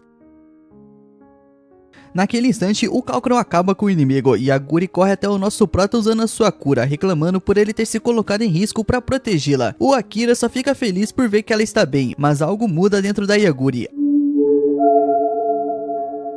Agora ela quer acabar com todos por terem ferido nosso prota. Quando se levanta com aquele olhar assassino, o Akira pede que ela não os mate e ela se acalma um pouco, aceitando o pedido, mas pede a Kalkran que se afaste porque ela mesma vai cuidar disso. O garoto ainda alerta sobre o pai, dizendo que ele é muito perigoso. Mesmo assim, a robô solta uns drones que atacam os outros homens, e quando Urus tenta acertá-la, ela desvia com facilidade. Ele diz que no fim ela vai acabar obedecendo, o que só deixa a Yaguri ainda mais irritada, afinal isso seria um insulto para um androide. Com agilidade, ela acerta vários golpes para deixá-lo inconsciente, dizendo aos dois irmãos que agora é com eles, cuidem de Urus, enquanto ela vai ajudar o Akira. O Calcrum e a Phidias avisam o pai que conquistaram o direito de serem herdeiros da família e que vão assumir o posto com orgulho. Nisso, numa lembrança do passado, a Tua aparece trabalhando sem descanso, mesmo depois de 24 horas acordada. Ela queria criar uma máquina que o mundo nunca tivesse visto, mas ainda tinha uma dúvida: será que uma inteligência artificial poderia amar um humano? Afinal, teoricamente, elas não sentem nada. Quando o Akira acorda, vê confuso que Aguri está debaixo do cobertor. Ao perceber que ele despertou, ela o cumprimenta e mostra suas duas pulseiras combinando, estilo de casal. Nesse momento, Amuro entra toda animada para ver que ele está bem e conta que ele dormiu por uma semana inteira. O Akira fica chocado, mas já não sente dor, só uma pequena cicatriz. Calcrum e Phidias também aparecem felizes pela recuperação e o Akira agradece especialmente a Aguri pelos cuidados. O Calcrum, por sua vez, traz comida e explica que enquanto ele estava inconsciente, eles resolveram as coisas com o pai, que decidiu se aposentar após a derrota. Agora, a Phidias seria a nova chefe e ele apoiaria ela nessa nova fase da família. Eles pedem desculpas por terem envolvido o Akira, mas ele fica contente que tudo terminou bem. Algumas horas depois, na nova sala da chefe, o Akira comenta que seu principal objetivo é chegar a Tóquio o quanto antes. Calcrum sugere uma parada no resort que pertence à família, tem águas termais e tudo. O Akira não se anima muito, já que quer ir direto para Tóquio, mas com a insistência das duas meninas ele acaba cedendo. O Calcrum ainda diz a Ayaguri para não se apressar, porque o amor verdadeiro aparece quando a gente menos espera. No dia seguinte, eles seguem viagem e o Akira se surpreende ao ver que o motorista é o Muro, que diz estar fazendo isso para ganhar a vida. Ao chegar ao resort, a Muro entrega a ele um retrato desenhado por aquele homem e o Akira fica impressionado, dizendo que ela tem talento para virar uma grande artista. Ele fica meio pensativo com isso e quando chegam ao resort ficam boquiabertos com o tamanho do lugar. Logo na entrada, eles veem duas garotas discutindo com o rapaz e o nosso prota acha que é briga de casal e quando ele tenta intervir, ele leva um soco na boca que o apaga na hora. Minutos depois, a garota pede desculpas e o nosso prota diz que tá bem. Ele pergunta a Yokotara o que estava acontecendo e por que aquelas duas estavam brigando com ele. O garoto explica que só estava tentando apartar a briga, o que deixa o Akira surpreso. Jizai se desculpa novamente, dizendo que é a dona do resort e que a outra é a sua amiga Ezuelshi. Elas discutiam porque a Jizai tinha prometido largar o trabalho com a Oel para ajudar a administrar o lugar, mas sempre arruma desculpas para sair em missões. Yokotara tenta acalmar a situação e Jizai, como forma de desculpa, oferece a Akira uma das suas melhores suítes, totalmente de graça. Quando chegam ao quarto, eles ficam maravilhados com a vista. Jizai comenta que o resort tem banhos mistos com uma lenda. Dizem que quem entra junto acaba se casando. As meninas logo ficam sem graças, já que era exatamente o que elas queriam provocar. Mas o nosso prota recusa na hora, dizendo que não vai casar nem tomar banho misto com ninguém. Esse cara aí eu não sei não, mano. Esse cara é meio esquisito. Então as garotas vão sozinhas. A Amuro percebe que a Yoguri está diferente e pergunta o motivo. Ela confessa que sente uma pressão estranha no peito sempre que está perto do Akira. E a Amuro diz que isso é amor, leu num livro e que ela devia contar a ele. Afinal, ela nunca fala sobre o que sente. Enquanto isso, o Akira analisa um mapa, confuso por reconhecer lugares e ao mesmo tempo se sentir perdido. A Yaguri se aproxima e pergunta no que ele tá pensando, mas ele sabe que é inútil falar, porque ela sempre diz que tudo é ultra secreto. Quando ele acaba perguntando sobre o que aconteceu com o mundo e sobre Toa, ela sempre repete a mesma coisa. Isso Yokotara escuta e se oferece para contar o que sabe. Ele revela que trabalhou por um tempo com a Oel, mas só como pesquisador e que hoje não tem mais nada a ver com eles. A Yaguri aceita que ele fale, contanto que o Akira descubra as coisas por conta própria. O Akira então pede que Yokotara conte tudo o que sabe sobre a Toa, e ele explica que tudo começou com a guerra das Yas que matou milhões e mudou o mundo. Toa foi quem salvou tudo ao criar os androides de combate chamado Outsider Series. A Oel sempre esconde essa parte da história para manter o controle. Quando as garotas chamam Yokotara, ele promete continuar depois, mas o nosso prota pergunta o que aconteceu com a Toa após a guerra. O Yokotara diz que ela e 6 sábios fundaram a Oel e depois desapareceram, e isso dá esperanças a Akira, mas Yokotara lembra que a guerra foi há 200 anos atrás, então provavelmente a Toa já morreu, e isso deixa o Akira devastado, mas isso aí é meio óbvio, não é? Mais tarde, ele ainda tá pensando nisso tudo e se recusa a acreditar que a Toa morreu. Se ele sobreviveu por tanto tempo, ela também pode ter sobrevivido. Ele resolve relaxar nas termas e até tenta nadar, mas acaba trombando com Yaguri. Os dois ficam super envergonhados e apesar do constrangimento, ficam ali olhando para o céu em silêncio. Enquanto isso, Amuro pintava um quadro quando Jizai e a Hana chegaram e começaram a discutir novamente, jogando a culpa uma na outra. A Brina foi ficando mais tensa, até que a Amuro, apavorada, foge dali, dizendo que não quer um relacionamento tão caótico assim. Pouco depois, a Yaguri se aproxima do Akira e pergunta por que ele a protegeu, já que ela não podia ser ferida. Ele responde surpreso, enquanto ela o massageia em agradecimento. Disse que se sentiu bem sendo protegida. A Amuro chega reclamando por terem deixado ela de fora, o que diverte Yaguri. Quando saem dos banhos, o Akira percebe Jizai e Yokotaro observando os dois e fica todo sem graça. Depois, o grupo se reúne e Amuro pergunta onde poderia desenhar. Yokotaro e Aniwama indicam uma enorme cratera com uma vista linda, prometendo guiá-la até lá. O Akira então fala com o Yaguri, perguntando o que ela quer como recompensa por tê-lo curado, e ela, corada, responde que o que mais quer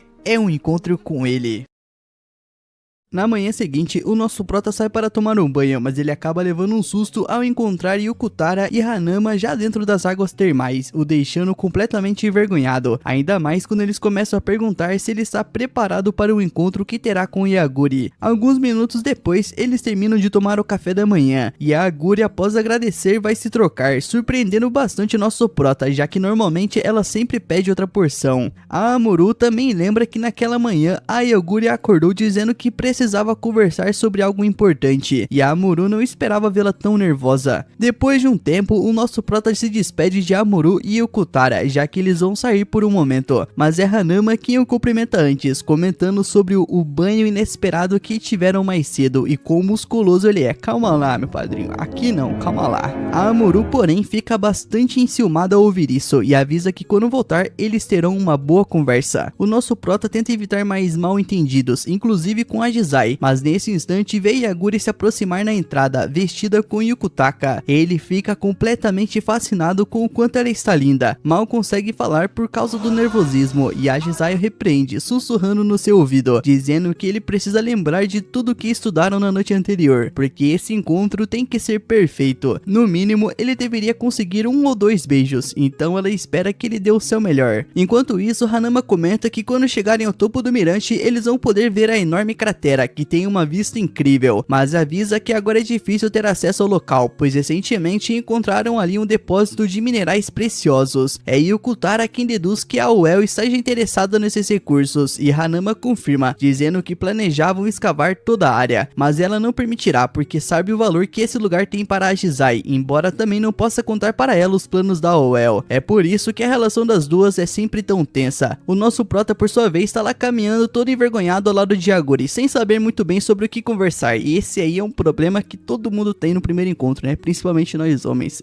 Aí tá aí. Ela, porém, pergunta se ele tem algum bom plano para eles fazerem juntos, e o Akira confirma. Primeiro, quer comprar algo para ela comer, já que percebeu que ela mal tocou no café da manhã. A Yaguri fica muito envergonhada, mas o seu estômago a entrega, e ela acaba comendo, feliz pelo sabor da comida, que realmente era incrível. Enquanto caminham, a Yaguri observa algumas flores lindas no caminho, e reclama com Akira, lembrando que ele uma vez deu uma flor para Fides. O Akira fica impressionado por ela ainda lembrar tão bem daquilo, então para compensá-la, ele compra um sorvete em formato de flor, certo de que ela gosta mais de comida do que de flores, e assim ela pode aproveitar as duas coisas ao mesmo tempo. Mas ao notar o pingente que a Yaguri usa, o Akira é inundado por lembranças. Enquanto isso, Amuro continua desenhando o cenário ao seu redor, e se recorda do pedido de Yaguri. Ela explicou que teria um encontro com Akira, e Amuro ficou animada, pensando que iriam os três juntos, mas a Yaguri pediu que deixasse ela ter um tempo a sós com Akira, e a Amuro aceitou, embora no fundo também quisesse passar tempo com os dois. O nosso prota segue caminhando ao lado de Yaguri pela floresta, quando uma das sandálias dela se rompe. O Akira imediatamente se inclina para ajudá-la, deixando a guria surpresa. Normalmente ela não se importaria tanto por estragar uma sandália, mas o Akira usa um pedaço de tecido para consertá-la, e esse gesto deixa a Yaguri emocionada, achando o detalhe extremamente carinhoso. O Akira também fica encantado com o olhar dela, ele nunca tinha percebido o quanto ela era bonita.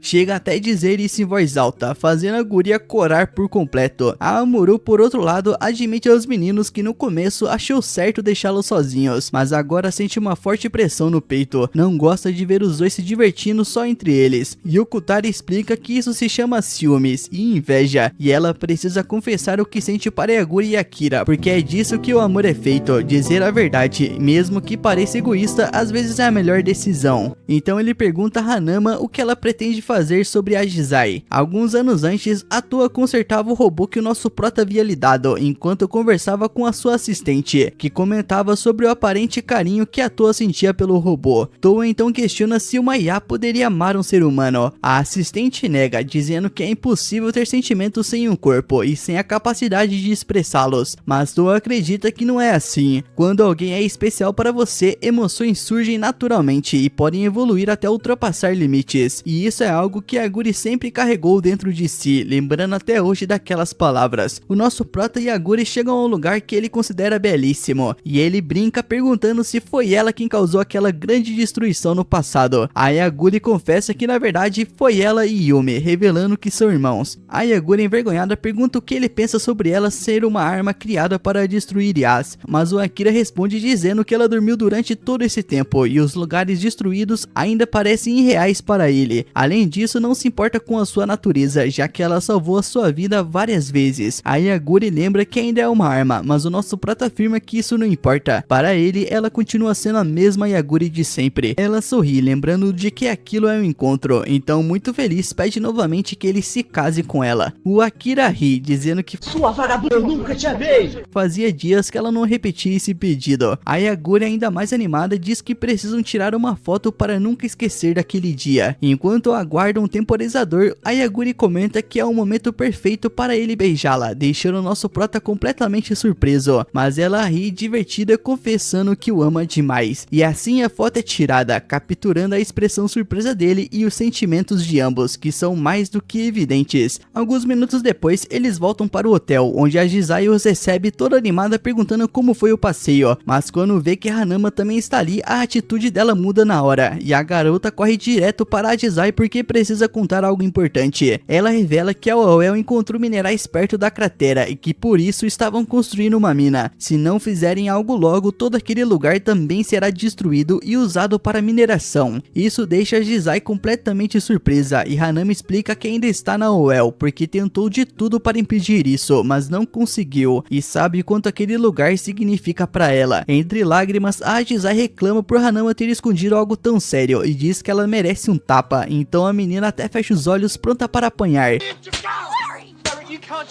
Mas em vez disso, a Jizai dá um beijo carinhoso nela, pedindo que nunca mais carregue esse tipo de peso sozinha, que tudo deve ser resolvido pelas duas juntas. E todos os curiosos que estavam observando ficam de boca aberta, vendo como aquela discussão terminou. Algumas horas depois, a Amuro chama Yaguri para conversar em particular, dizendo que os viu lá no meio do rally rola e que se arrependeu de ter deixado eles sozinhos, mas admite que quer estar com eles no meio disso tudo e não quer ser deixada de lado. A Yaguri então responde que foi justamente por isso que pediu que ela desse um pouco de espaço, e ainda comenta que já está com a vantagem na questão do casamento. No dia seguinte, o grupo parte bem animado, principalmente porque as duas meninas fizeram as pazes, mas o nosso prota estranha ao ver Yokotara esperando por eles, e o garoto diz que também está atrás de algo e pergunta se pode se juntar ao grupo, dizendo que pode ser o guia deles, já que conhece a região de ponta a ponta. Nos dias seguintes, eles continuam avançando com a ajuda de Yokotara por várias cidades, e o nosso prota percebe uns comportamentos estranhos do garoto, que confessa estar interessado no relógio inteligente dele. O Akira então deixa o relógio com ele para ver se encontra algo útil, mas quando chegam ao destino, Yokotara devolve o relógio dizendo que não achou nada demais, mesmo sabendo por dentro que viu algo incrível. Enquanto isso, o nosso prota e as garotas ficam impressionados com a cidade de Sedai, que é gigantesca. Yokotara comenta que a maior parte das informações do mundo está ali, e que depois da Oel é o melhor lugar para se achar qualquer coisa. Então ele pede que sigam até uma biblioteca conhecida como a Torre do Conhecimento, onde existem milhões de livros com todos os tipos de dados. Eles começam a procurar, mas a seção sobre a guerra e as IAs está praticamente vazia, o que deixa todos chocados, já que esperavam encontrar muito mais. Yokotara diz que a responsável da biblioteca provavelmente sabe de algo, e por sorte ele a conhece. Eles vão até ela, e a garota fica surpresa ao ver Yokotara, perguntando sobre os seus novos companheiros. O Akira então se apresenta e pergunta sobre os livros que procuram, mas a garota explica espantada que esse tipo de assunto é tabu e Yokotaro sabe disso, mas começa a flertar com ela lembrando dos momentos do passado. Esse cara aí é safado, mano. Mesmo ela trabalhando para o El, ela acaba cedendo toda envergonhada e admite que esses livros nem existem mais, justamente por tratarem de temas proibidos. Depois de alguns minutos e um bocado de constrangimento pro nosso prota, eles saem da biblioteca, enquanto Yaguri repara que Amuro está meio abatido por não ter encontrado o que queria. O nosso prota então pergunta a Yokotaro o que pretende fazer agora que não acharam informações nenhuma, e o garoto diz que precisam ir para Tóquio, que também tem muitos livros. Chegando à estação de trem, eles percebem que o último trem do dia está partindo, e o próximo só sairia no dia seguinte. O Akira pergunta o que vão fazer durante tantas horas na cidade, mas Yokotaro revela que tem muitas coisas boas para fazer. Os livros proibidos provavelmente ficam no depósito da biblioteca, e é provável que estejam lá.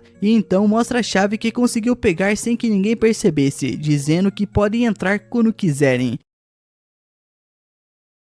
Nesse momento, o nosso prota pergunta pro Yokotaro se não vai dar problema ele tirar a chave, mas o cara nega, porque sabe que se ele devolver antes dela notar, não vai acontecer nada, e como recompensa, ele já até marcou um encontro para aquela noite, achando que isso pode ajudar na investigação, já que assim vão ter tempo suficiente para conseguir todas as informações que procuram, porque ele também tá interessado nisso. Além disso, ele aponta uma parte da cidade onde fica o mercado negro de livros, e talvez eles encontrem algo por lá, mas para isso ele vai deixar os outros sozinhos, porque precisa se aprontar para o encontro da noite. Nisso eles se despedem e o nosso prota fala com as meninas já que precisam conhecer o tal mercado negro. Só que no caminho é Yaguri que sente algo estranho e logo diz para os outros que devem ir para um beco, mostrando que viu as duas androides que estão atrás deles. E isso surpreende o nosso prota, porque ele não entende como elas foram parar naquela cidade. A Yaguri responde que elas provavelmente descobriram para onde eles estavam indo e chegaram ali sabendo que os trens vão direto para Tóquio. Então ela tem uma ideia, usar isso para distraí-las e fazê-las seguir para outra direção, enquanto pede pro nosso prota cuidar da Amuro e procurar as informações necessárias. Ela também pede que comprem um bilhete de trem para ela, prometendo que vão se reencontrar quando saírem da cidade. Alguns minutos depois, as duas androides veem uma explosão à distância e não tem dúvida de que é coisa da Yaguri, já que não é comum ela causar esse tipo de situação. Depois de um tempo, o nosso prota vai com a Amuro comprar os 3 bilhetes pro dia seguinte. Eles ficam chocados com o preço, porque acabam ficando quase sem dinheiro. Aí o Akira começa a pensar que precisa arranjar um trabalho para ganhar mais, mas a Amuro o leva por um beco até uma parte da cidade que impressiona, bem bonita, com um rio atravessando a rua. Eles vão andando, olhando para os lugares e comprando algumas coisas, e até experimentam roupas novas, deixando o Akira meio encabulado pelo visual da Amuro. Coisa linda, né? Ela segue se divertindo e ainda pechincha com o dono de uma joalheria, conseguindo um baita desconto. Então conseguem 3 pulseiras e ficam animados para mostrar tudo pra Yaguri, imaginando os 3 com as suas novas joias. Depois eles se sentam para curtir a paisagem e comer algo, e o nosso prota agradece porque ela manda muito bem nas negociações. A Amuro percebe que ele está pensativo e supõe que ele esteja preocupado com Yaguri, o que o Akira confirma, já que as outras duas garotas são bem perigosas. Então a Amuro pergunta se ele gosta da Yaguri, porque viu a cena do encontro e admite que não curtiu muito.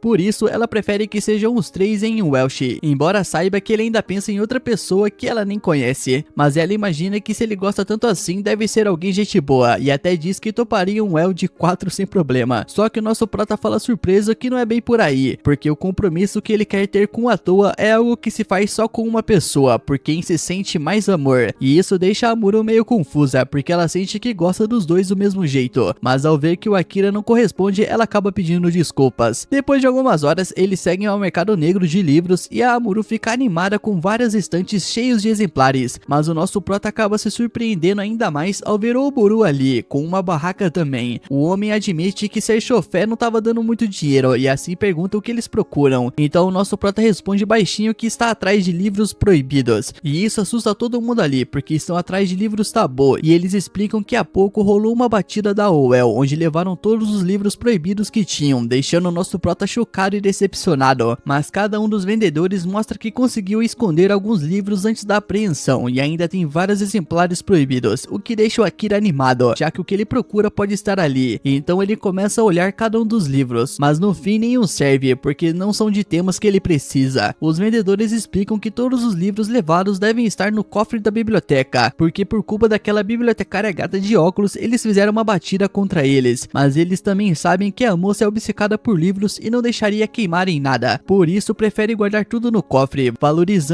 como se fossem seus amantes, o que deixa o nosso prota feliz, porque diz a Amuro que já sabe onde devem procurar naquela noite. Algumas horas depois, enquanto Yukutara faz o trabalho dele conquistando a bibliotecária e fazendo propostas bem indecentes, o nosso prota chega com a Amuro até um quarto baratinho que conseguiram. A garota pede para ele acordá-la quando chegar a hora de ir, e nisso ela apaga em segundos. O Akira então olha para o mapa que um dos vendedores deu, porque precisam ter cuidado ao entrar, já que há vários guardas vigiando a área. Depois de estudar os planos, ele pede desculpas baixinho para Amuro, porque precisa ir sozinho, ele não quer colocá-la em risco. Depois de um tempo, ele chega ao local, mas quando está prestes a entrar, a Amuro liga irritada porque ele não acordou e ia sozinho. O Akira explica que é muito perigoso e que não conseguiria protegê-la, mas a garota se recusa a ficar. Então o nosso prota diz que se algo der errado, ela tem que fugir. Segundos depois, eles já conseguem entrar na biblioteca, seguindo o plano e desviando dos guardas. Eles até entram na sala da bibliotecária e uma coisa surpreende o nosso prota, ele vê um cofre com fechadura elétrica. Ele achava que aquela tecnologia era proibida. A Amuro revira tudo e encontra um cartão, e o nosso prota comemora quando a fechadura realmente abre. Eles fazem um pouco de barulho pela empolgação e isso chama a atenção de um guarda, então eles tentam abrir a porta interna do cofre desesperadamente, mas não conseguem. Só depois percebem que era para empurrar e não puxar. Entram a tempo de serem vistos e começam a procurar por tudo, enquanto do outro lado da biblioteca, a bibliotecária escuta a sirene de segurança. Ela se levanta, agradece o Yukutara pela noite maravilhosa e diz que precisa voltar para a biblioteca. O nosso prota segue procurando junto com Amuro, mas não encontram nada útil. No fundo, eles veem uma porta, mas ao mesmo tempo escutam um guarda entrando no cofre. Eles se escondem entre as estantes, mas a Amuro faz um barulho e o guarda começa a se aproximar devagar. Desesperada, ela corre tentando atrair o guarda, mas ele a derruba no chão e olha para ela com aquela cara de ganhei um presente. Só que nessa hora, o nosso prota agarra o cara pelo pescoço e o apaga em segundos, agradecendo mentalmente pelas aulas de judô. Depois de amarrar o guarda, eles continuam a busca. Entram numa sala bem diferente e o Akira confirma que ali só tem livros proibidos. A Amuro agradece por ele tê-la salvado e diz que isso lembrou muito o pai dela, que sempre era gentil e forte conforme a situação pedia. Ela até lembra do dia em que o pai enfrentou vários guardas da OL para que ela pudesse fugir. Nisso, o Akira responde que só fez o que pôde e que gostaria que Toa tivesse visto ele lutar. A Amuro pergunta se a Toa é igual a Yaguri, mas o Akira diz que não, porque a Toa é como um sol que ilumina qualquer lugar onde esteja. Além disso, ela é bem inteligente e super expressiva quando fala dos sentimentos. Essas lembranças acabam deixando nosso prota nostálgico, então ele se força a focar de novo na missão. No centro da sala, eles veem um cristal e ao tirar um pano de cima, o Akira se assusta ao notar que ali há vários livros bem guardados e nem percebem que a bibliotecária já tá chegando perto. O Akira então lê o título de um dos livros, Projeto Eli de Toa. Ele sabe que é esse livro que estavam procurando. A Amuro pega uma cadeira para quebrar o cristal, mas nesse momento um chicote acerta ela. É Chichat, que acaba de chegar furiosa perguntando o que eles acham que estão fazendo com os seus preciosos livros. Ela manda o guarda chamar reforços enquanto começa a atacar a nosso prota e Amuro com o chicote, destruindo alguns livros no processo. O Akira reclama que ela está arruinando tudo, mas Chichat responde que aqueles livros são como amantes para ela e que prefere destruí-los a deixar que outra pessoa toque. O livro que o nosso prota queria voa e cai perto de outro que Amuro reconhece como sendo um dos seus pais, mas a Chichat pega ambos, dizendo que não vai deixar que ninguém use esses livros porque dói vê-lo nas mãos de outras pessoas. A Amuro corre até a entrada, pega a lanterna do guarda e ameaça incendiar tudo se ela não entregar os livros, mas Chichat se recusa, dizendo que são seus maiores amores. Tomada pela raiva, ela ataca a Amuro com o chicote, fazendo a lanterna voar e bater numa estante, iniciando um incêndio que começa a consumir tudo. Chichat fica desesperada e grita por ajuda enquanto seus livros queimam. Lá fora, o Yukutara, ouvindo o alarme, torce para que o Akira consiga o que precisa. O nosso prota segura a Amuro porque já precisam fugir, mas ela aponta para os dois livros que ainda não foram atingidos pelo fogo. Ela sabe que só podem pegar um e diz que ele já fez muito por ela, então pode pegar pegar o livro de Toa. O nosso prota aceita e decidido entra de volta na sala.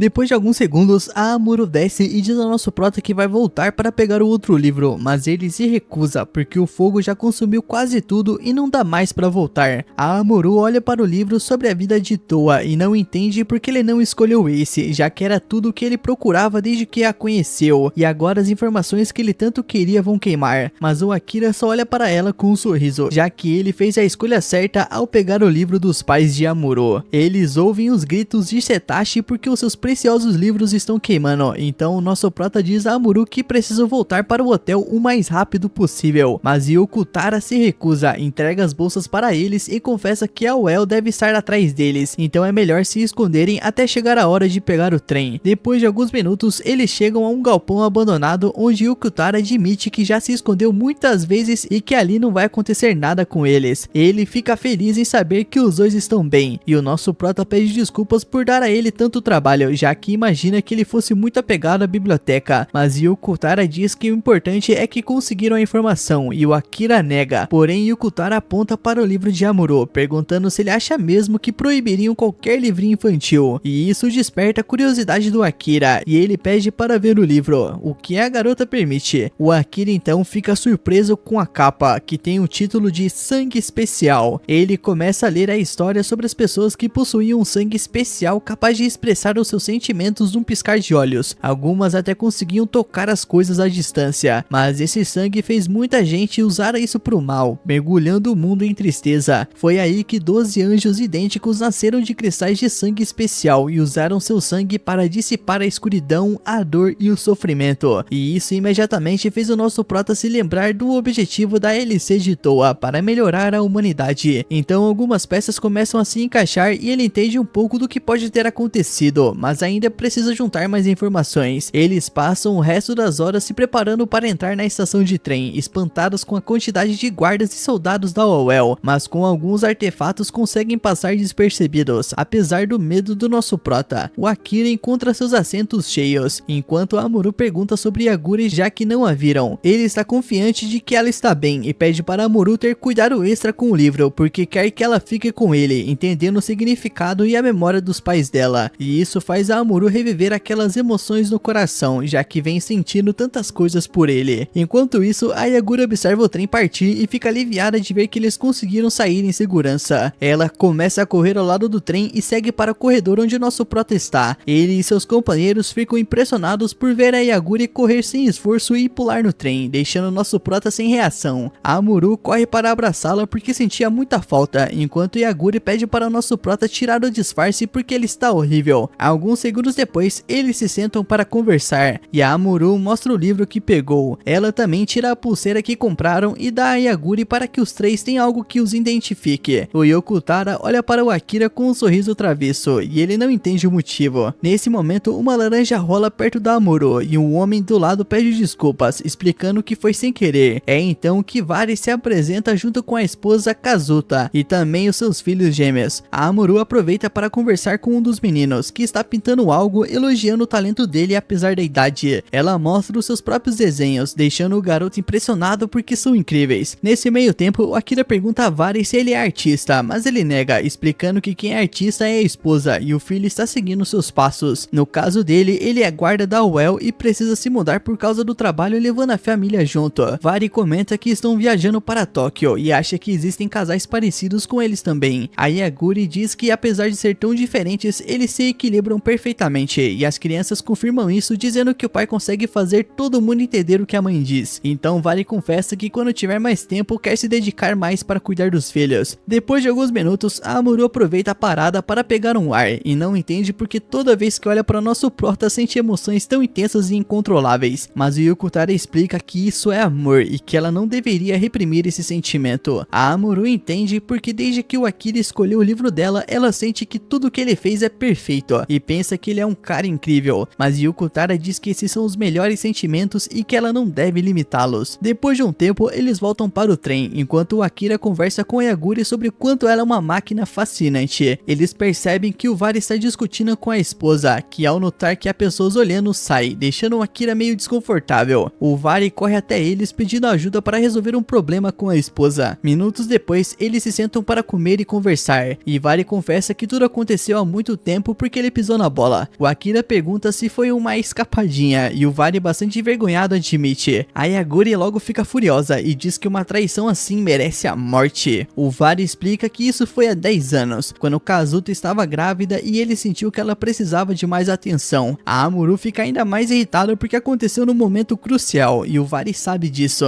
Ele diz que tinha bebido demais e que foi com alguém que ele namorou antes de conhecer Kazuta. O nosso prota e Yaguri lamentam por não poder ajudar, já que ele cometeu um erro enorme, e o Vari se joga no chão implorando ajuda. Ajudar no quê, mano? O que você quer que eu faça? Voltar no passado? Eu não entendi. Ele sabe que errou feio, mas precisa que Kazuto perdoe, e embora não saiba como ele vai conseguir isso. Cara, simplesmente do nada esse maluco aí tá pedindo ajuda pra umas pessoas aleatórias sobre o casamento dele, que ele traiu a esposa, mano. Qual que é o sentido disso, mano? Nesse momento, os dois filhos perguntam ao pai se ele discutiu com a mãe de novo, já que precisam resolver isso logo porque não gostam de vê-los brigados. E isso toca a Amuro, que pede ajuda do Akira, e ele acaba concordando em tentar, mesmo sem saber se pode fazer algo. E todos se sentam de novo tentando pensar numa solução, mas eles não conseguem ter nenhuma ideia concreta, e Oboro aparece para conferir as passagens do trem. O Akira já nem se surpreende mais porque ele sempre encontra o Oboro num trabalho diferente. É uma das crianças que fala com o Oboro porque ouviu ele dizer algo quando entrou. O Oboro explica que é uma frase sobre fazer as coisas de coração e transmitir sentimentos, e as crianças têm uma ideia. As crianças se lembram da laranjeira onde o pai deles declarou seus sentimentos para a mãe e pediu para que eles formassem um Elisha. Então, segundo eles, tudo que o Vari precisa fazer agora é expressar esses sentimentos de novo. A Amuro comenta que ali não existe nenhuma árvore, mas Vari responde que há muitas laranjas no trem e que eles podem criar algo parecido. O Oboro até convence os outros funcionários do trem a ajudarem no que puderem, e o Vari agradece emocionado.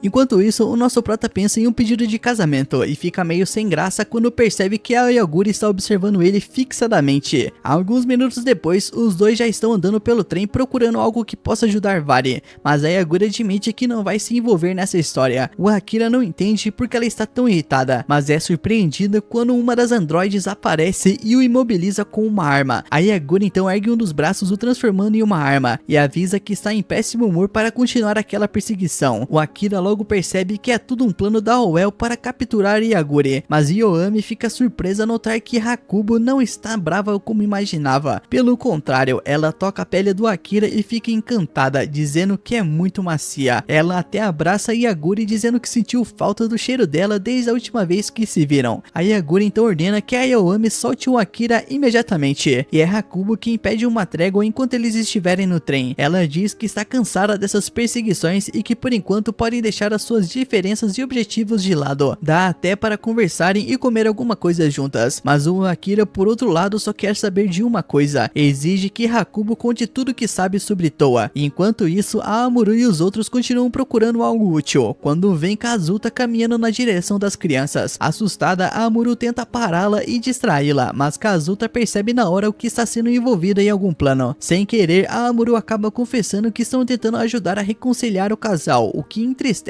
Kazuta. Ela explica que o problema não é o perdão, é que as coisas não são mais como eram quando o Vari fez a sua promessa em Elsha. Ele jurou que seu amor seria apenas dela, e Kazuta aceitou porque aquilo era seu sonho de vida, mesmo tendo sido ridicularizada por muitos. E isso surpreende a Amuro, porque é exatamente o que Akira e Yaguri desejam um do outro, apesar dela mesma não ter coragem de admitir. Nos trilhos paralelos dessa história, o nosso prota mostra Hakubo e a Yoami o áudio que a Toa deixou em seu relógio. Nessa gravação, a Toa lamenta profundamente os erros que cometeu e admite que quer descobrir o que aconteceu depois da Guerra das IAs. Ele também quer saber onde Toa está, porque acredita que ela ainda esteja viva assim como ele. Hakubo e Yoami ficam sinceramente frustradas por não terem como responder. Elas admitem que não possuem essa informação, mas também acham estranho o Akira nunca ter perguntado isso diretamente para Yaguri. Afinal, o motivo pela qual a Oel está perseguindo a Yaguri é justamente esse: primeiro, garantir que todas as armas vivas pessoas como ela estejam sob vigilância. E segundo, descobrir o paradeiro de Towa, porque somente Yaguri sabe onde ela está.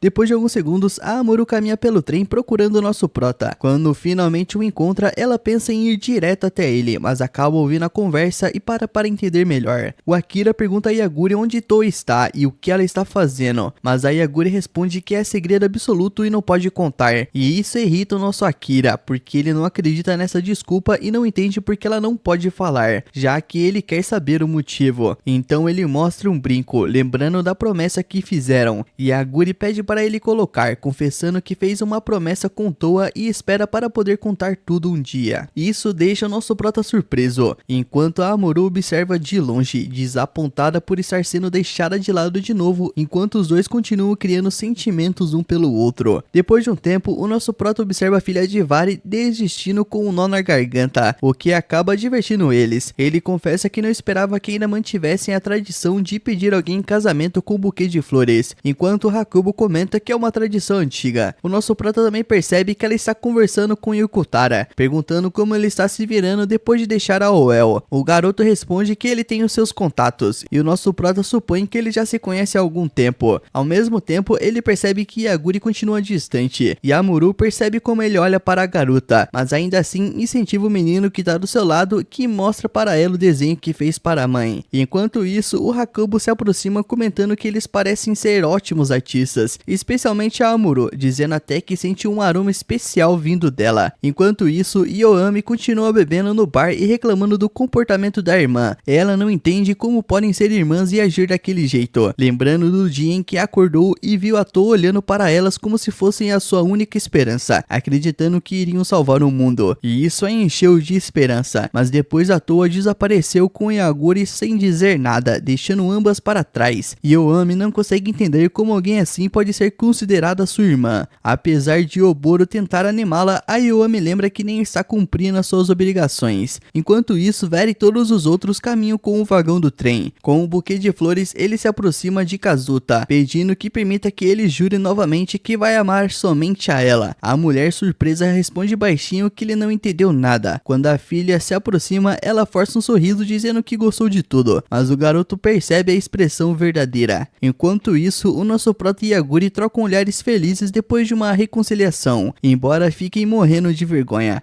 A Amuro, por outro lado, percebe intensamente o olhar dos dois e segundos depois corre para um dos banheiros, sentindo-se excluída e como se não pertencesse a lugar nenhum, acreditando que os seus sentimentos não são aceitos. Nesse momento, ela ouve Kazuta chegando no banheiro, também chorando. O seu filho aparece perguntando se ela tá bem, porque quer mostrar o desenho que fez para ela, embora tenha precisado redesenhar o seu desenho depois da reação dela. E isso surpreende Kazuta, porque o filho percebe seu olhar vazio e dolorido, enquanto Vari está feliz achando que se reconciliaram. O filho diz que aparentemente ele nunca percebeu que a mãe não gosta de nada azedo, mas mesmo assim ela aceitou as laranjas porque no dia em que ele sugeriu, achou que era algo doce, então decidiu aceitar e amar justamente o que mais detestava. Ao mesmo tempo, Kalel pergunta à mãe se ela odeia o Vari, mas ela nega, dizendo que na verdade o ama e que ele não deve se preocupar. Então o menino se levanta e vai embora, enquanto a Amuro sai para falar com ele que se sente mal porque o seu desenho fez a mãe chorar. Ela tenta explicar que o desenho dele é tão bom que mostra a realidade, por mais dura que seja, e o garoto percebe que a Amuro parece sentir o mesmo que a mãe, e isso aparece no olhar dela. Pouco tempo depois, a Kazuta vai até o marido e pede que caminhem juntos. Quando chegam a um vagão afastado, ela confessa que não consegue perdoar ele pelo que ele fez, porque ele mentiu todo esse tempo sobre os votos de amar somente a ela, e embora saiba que ele está profundamente arrependido, ela não consegue perdoá-lo. Então na próxima parada, ela vai descer com as crianças e eles vão voltar para Sendai. Ela tira o símbolo do pacto e entrega a ele. O Vari entende e chora, tomado pela impotência diante dos seus próprios erros, percebendo que não há mais nada que se possa fazer. Não sobrou nada pro Betinha. Eles se despedem dizendo que se amam, cada palavra carregada de dor. Enquanto isso, o nosso prota observa um dos desenhos, surpreso com o jeito que a Yaguri olha para ele, sem saber o que fazer, já que 3 mulheres não saem da cabeça dele. Assim que chegam à próxima parada, a Kazuta desce com os filhos, que choram pelo pai, mas o nosso prota não entende como podem se separar apesar do amor que se sente. sentem. A Amuro diz que esse é o problema quando alguém que você ama mente demais, justamente quando o Kal-El aparece entregando a ela um desenho, dizendo que ela fica ainda mais bonita sorrindo. Nisso eles se despedem, prometendo se ver de novo e compartilhar muitos desenhos.